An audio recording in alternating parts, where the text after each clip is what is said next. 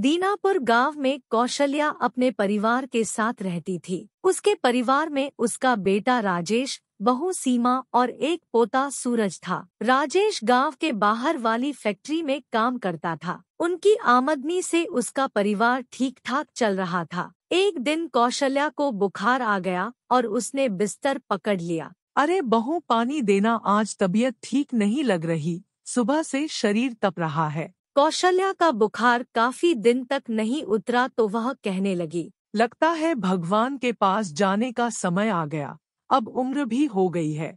एक दिन घर में नमक खत्म हो गया तो बहू ने सास से कहा, माँ जी, घर में नमक खत्म हो गया है और घर में कोई और नहीं है, मैं किससे नमक मंगाऊं? बहू, एक काम कर, पड़ोस से जाकर थोड़ा नमक मांग ला और कह देना जब हम ले आएंगे तब वापस कर देंगे। सीमा नमक लेने के लिए पड़ोस में चली गई।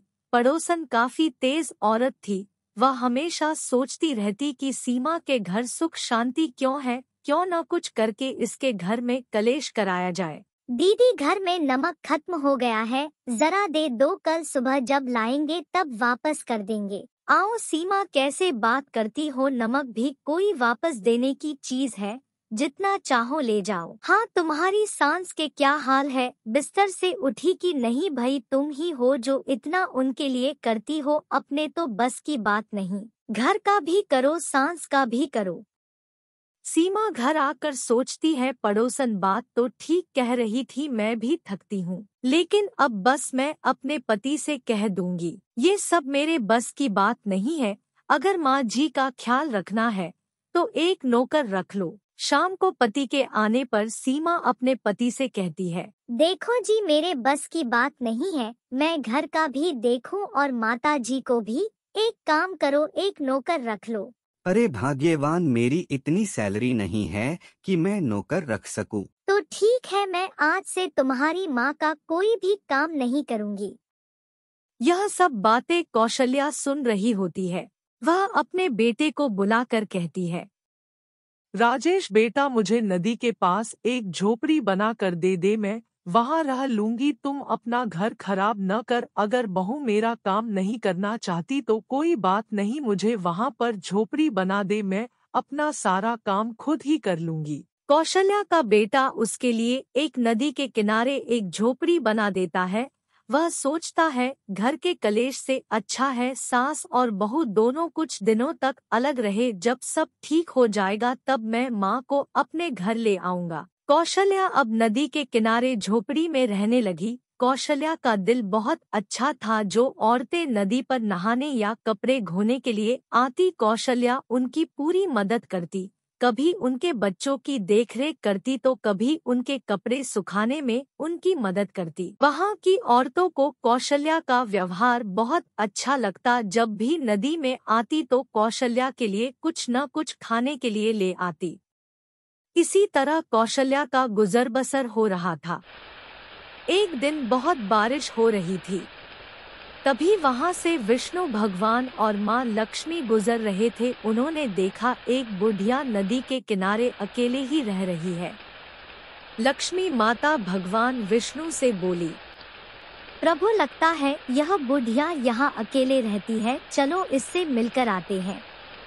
ठीक है, अगर तुम चाहती हो कि उस बुढ़िया से मिला जाए तो ठीक है, मगर ऐसे नहीं, रूप बदल कर चलते हैं। ठीक है प्रभु, जैसी आपकी इच्छा। फिर दोनों रूप बदलकर बुढ़िया के यहाँ पहुँच जाते हैं और कहते हैं, अंदर कोई है? हम मुसाफिर हैं, बारिश तेज हो रही है, थोड़ी देर रुकने का ठिकाना मिलेगा क्या? अंदर से आवाज आती है, अंदर आ जाओ, बारिश तेज हो रही है।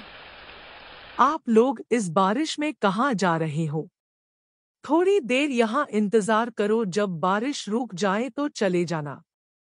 ठीक है अम्मा, ऐसा ही करते हैं, थोड़ी देर में बारिश रुक जाएंगी तो हम चले जाएंगे। तुम दोनों बहुत भूखे होंगे, लो ये खा लो। जो औरतें नदी में नहाने आती है वो मेरे लिए भी कुछ कुछ ले आती है, जिससे मेरा गुजर बसर हो जाता है। अगर ये रोटी तुम हमें दे दोगी तो तुम क्या खाओगी? नहीं बेटा, मेरा पेट भरा हुआ है, मैंने दिन में बहुत खा लिया था, तुम इसे आराम से खाओ। भगवान समझ जाते हैं कि बुढ़िया झूठ बोल रही है, उसने तो सुबह से कुछ खाया ही नहीं। दोनों जने एक रोटी खाकर कहते हैं, अम्मा तुमने खुद भूखे रहकर हमारा पेट भरा है, तुम दिल की बहुत अच्छी हो। फिर वो अपने रूप में आ जाते हैं और कहते हैं, अम्मा हम तुम्हें वरदान देते हैं कि तुम्हारा झोपड़ी एक महल में हो जाए और तुम धनधान्य से संपन्न हो। तुम्हें किसी भी चीज की जरूरत न पड़े, सब कुछ तुम्हारे पास हो।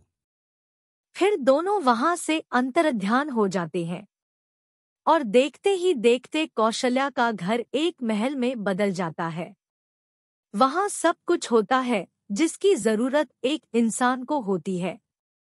सुबह जब उसका बेटा वहां आता है तो देखता है वहां पर झोपड़ी नहीं है, तो वह रोने लगता है और कहता है, न जाने किसने मेरी माँ की झोपड़ी तोड़कर यह घर बना दिया है।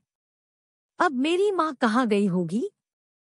वह इधर उधर पूछता है तो उसे पता चलता है कि उसकी माँ तो बहुत पैसे वाली हो गई, न जाने उसके पास कहाँ से रात ही रात धन और यह महल आ गया।